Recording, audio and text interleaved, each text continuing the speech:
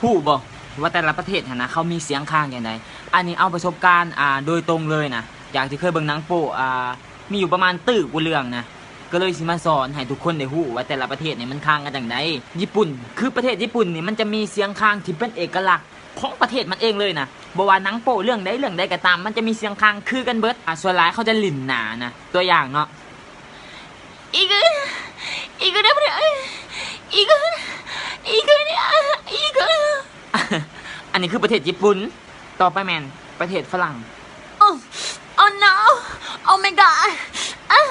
oh my god oh yeah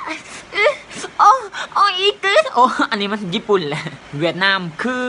นางโป้ประเทศเวียดนามก็จะมีคือกันเนาะลองไปเสิร์ชเบิ่งได้แต่ว่าเสียงข้างมันก็จะเป็นเอกลักษณ์คือกัน